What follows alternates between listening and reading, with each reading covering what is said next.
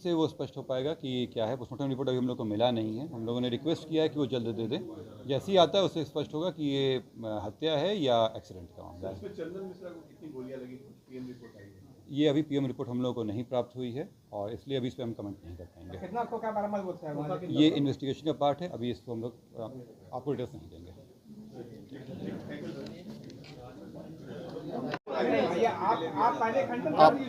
आप लोग में इसके अलावा मुझे दो और बातें आप लोगों से कहनी है। कल और आज पटना पुलिस और एसटीएफ के द्वारा दो बड़ी घटनाओं को रोका गया है। इसमें लूट के साथ हथियार का इस्तेमाल का प्लानिंग था और दो बड़ी वारदात को रोका गया है। एक बेउर थाना से है और एक रामकृष्ण नगर थाना से संबंधित है।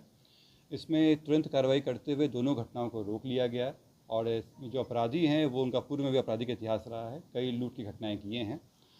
रामकृष्ण नगर में 3 व्यक्ति पकड़ाए हैं, सोनू कुमार, अभिषेक कुमार और विशाल कुमार। इनके पास से एक देसी पिस्टल, 2 कारतूस, साथ में चोरी का मोटरसाइकिल पकड़ाया है। ये पूर्व में भी अपराधी रहे हैं। इसके अलावा बेउर थाना से एक व्यक्ति पिंटू कुमार पकड़ाए हैं जो पूर्व में नदी थाना में लूट के केस में भी वांटेड थे। इसके अलावा ये अन्य घटनाएं भी करने जा रहे थे। इनके ऊपर पूर्व में लूट और डकैती के 4 केस दर्ज हैं। सर, भुवनेश्वर से भी क्या कोई अरेस्टिंग हुई है चंदन मिश्रा के मामले? नहीं, इसमें जो अरेस्टिंग है अभी केवल इतना ही है। इसके अलावा अन्य अभी अरेस्टिंग नहीं है। सर, बक्सर से एक नीलेश और बलवंत को उनके परिवार वालों को कहना है कि पुलिस ने उठाया है, क्या उनको हिरासत में लिया गया है? ऐसी कोई इन्फॉर्मेशन जो आप लोगों को मिली है वो गलत है। बलवंत और जो अन्य व्यक्ति के नाम ले रहे हैं उनके विरुद्ध बलवंत के विरुद्ध जो है इश्तिहार की कार्रवाई चल रही है। अभी तक किसी का अरेस्टिंग, इसके अलावा जो इन 4 को मैंने बताया, इनके अलावा किसी का अरेस्टिंग नहीं है। और कितने लोग शामिल हैं इसमें 5 शूटर के अलावा? 5 शूटर के अलावा 2 हम लोग जानकारी में पहले से थे, 2 और अन्य आए हैं। इसमें 9 तो सामने आ चुके हैं हमारे। इसके अलावा अन्य लोग भी हैं जिनका इसमें षड्यंत्र करने में रहा है।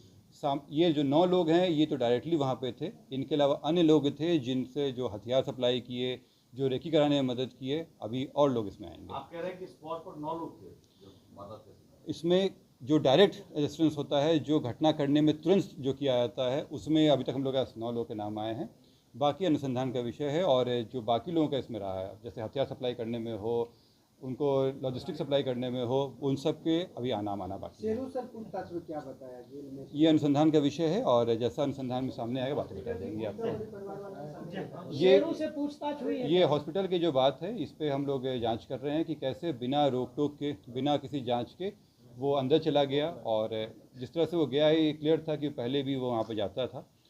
क्यों नहीं हॉस्पिटल के द्वारा उन्हें रोका गया, पूछा गया? क्योंकि जब आम आदमी जाते हैं तो उनसे पूछा जाता है कि वो किस कमरे में जा रहे हैं, चेकिंग होती है, फ्रिस्किंग होती है। तो फिर इस मामले में क्यों नहीं किया गया? सर, एक जानकारी ये आ रही है कि तौसीफ जो है वो पारस हॉस्पिटल के स्टाफ से उसकी अच्छी जान पहचान थी। वहाँ पर मेडिक्लेम का भी काम वो कराता था और दिन भर वहीं रहता था। तो क्या इस बैकग्राउंडर में हॉस्पिटल्स के कोई स्टाफ को आप लोगों ने चेक किया है या कुछ ऐसा? तौसीफ को जब लाया जाएगा तो उनसे पूछताछ हुई। उन पूछताछ में ये भी एक प्रश्न रहेगा कि किस तरह से वो रहा है। जब वो बात सामने आएगी तो हम आप लोग से डिस्कस करेंगे। आरोपियों को कब तक यहाँ लाया जाएगा और क्या सड़क के रास्ते लेकर आने की? इसमें जो विधि हम लोग का जो समझ कार्रवाई है उसमें पहले ट्रांजिट रिमांड लिया जाता है, कोर्ट में ले जाया जाएगा और फिर उनको यहाँ लाया जाएगा। किस तरह से लाया जाएगा ये बताना उचित नहीं होगा। शेरू से पूछताछ हुई है क्या सर? ये अनुसंधान का विषय है, ये अभी हम लोग रिवील नहीं करेंगे। अभी उनको आने दीजिए, पूछताछ में स्पष्ट हो जाएगा सब कुछ।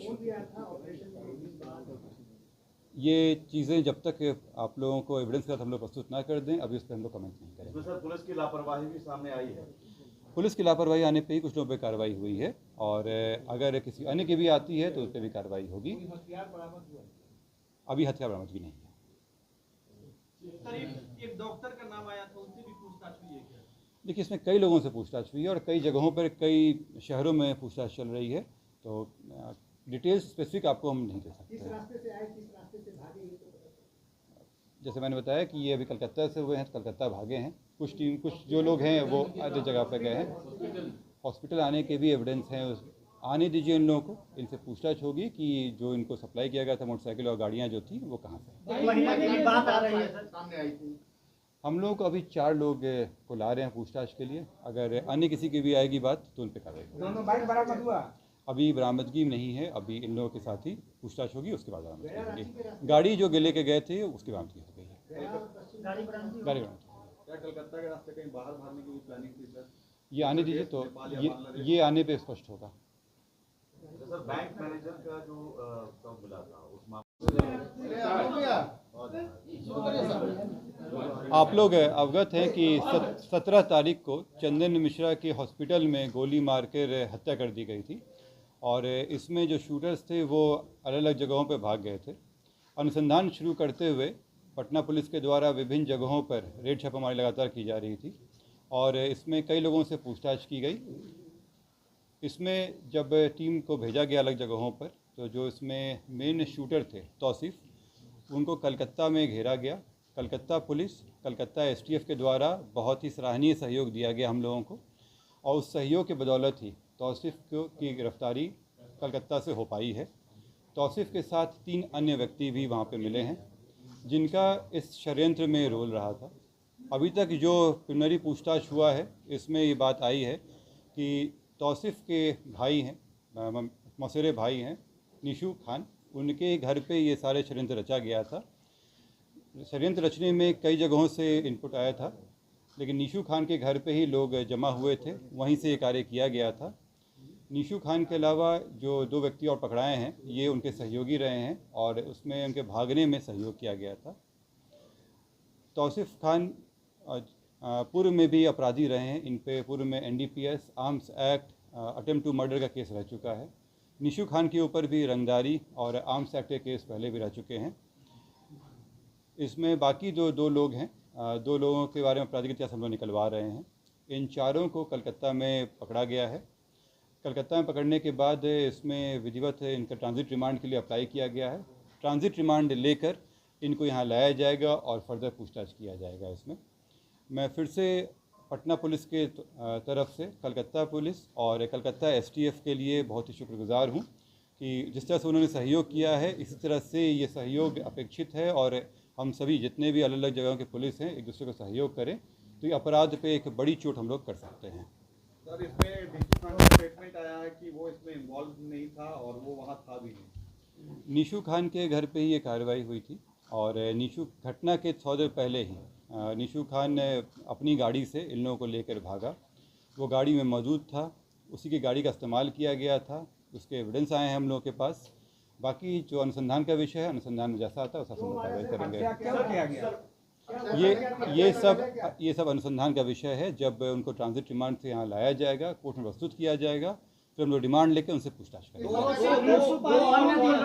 कौन लोग हैं सर जिनको अरेस्ट किया गया कोलकाता से? उसमें उनके सहयोगी हैं हर्ष और दूसरा है भीम। ये निशू के साथ में रहते थे और निशू को पूर्व में गोली लगा था, इसलिए उसके केयर टेकर के रूप में ये लोग थे। सुबह भागने में और तौसीफ को भगाने में और छिपाने में इनका अहम रोल है। सर ये 5 लोग जो सर शूटर थे इनमें से कितना आप लोगों ने ट्रैक किया अब तक? मतलब इसमें सभी को हम लोग आइडेंटिफाई कर चुके हैं और सभी के पीछे टीम लगी हुई है। जो मेन थे तौसीफ, इनकी गिरफ्तारी हो गई है, बाकी लोगों पे भी जल्द ही कार्रवाई होगी। मतलब 4 शूटर अभी भी फरार हैं। और जैसे मैंने कल बताया था आप लोगों को, इन्फॉर्मेशन भी दिया था कि 3 के विरुद्ध हम लोग इश्तिहार लिए थे। इसमें से 1 तो पकड़ा गए हैं, 2 के विरुद्ध इश्तिहार का तामिला बाकी है, तामिला हो चुका है, इसमें अग्रतर कार्रवाई बाकी है। सर पहले भी आपने कहा था शेरू गैंग का कुछ उसमें मिला है क्या? जैसे मैंने कहा कि अभी अनुसंधान का विषय है, ये लाने का इनसे पूछताछ हो पाएगी तभी चीज़ें क्लियर होंगी। ये सब अनुसंधान में अभी बताना उचित नहीं होगा, लेकिन मैं आप लोगों के सामने एक शिकायत भी रखना चाह रहा हूँ कि जिस तरह से मीडिया के द्वारा अपुष्ट खबरों को सही खबर बना के किया गया है, ये बहुत ही शर्मिंदगी की बात है। इससे हमारा अनुसंधान बाधित हुआ और हम लोग जो उसको पहले पकड़ लेते ये इसमें डिले हुआ। ये मीडिया को भी सोचना चाहिए कि बिना पुष्टि किए हुए केवल इस होड़ में कि वो ब्रेकिंग न्यूज़ बना सकें, ये दिया गया उचित नहीं है और इस पर हम लोग एक्शन लेने वाले हैं। जिन लोगों के द्वारा भी अपुष्ट खबरें दी गई हैं उनसे एक शोकॉज किया जाएगा कि क्यों नहीं उनको हमारे अनुसंधान में बाधा पहुंचाने के लिए इसमें अभियुक्त बनाया जाए।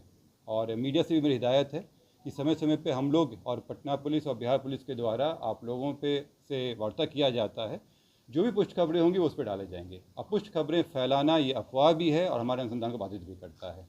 तो आप लोगों से अनुरोध भी है और आप लोगों को हिदायत भी है कि बिना पुष्टि किए हुए इसको चलाने पे कार्रवाई होगी आप लोगों के ऊपर। कितने लोगों को हिरासत में भी आप लेकर रखे हैं, इनसे पूछताछ हो रही है? अब जैसे मैंने बताया कि चार लोगों को कलकत्ता में ट्रांजिट रिमांड के लिए ले जाया गया है, कोर्ट की प्रक्रिया है।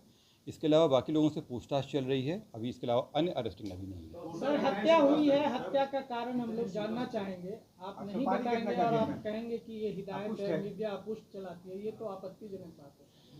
आप स्वयं जानते हैं इसमें कि मीडिया कई दिनों से दिखा रही थी कि कई लोग पकड़ा गए हैं। अगर वो मुझे प्रूफ दे सकते हैं उस चीज़ का तो मुझे कोई आपत्ति नहीं है, अपने शब्द वापस ले लूँगा। उसमें ये चल रहा लेकिन था कि इसकी आधिकारिक पुष्टि नहीं। अगर वो इस तरह का है उनके पास तो मुझे कोई आपत्ति नहीं है उसमें। लेकिन आप लोग जब तक पुष्टि ना हो अफवाह ना फैलाएं, क्योंकि ये काम पहले भी हो सर जाता आप ये नहीं, नहीं, आप दिल्ली सर, आप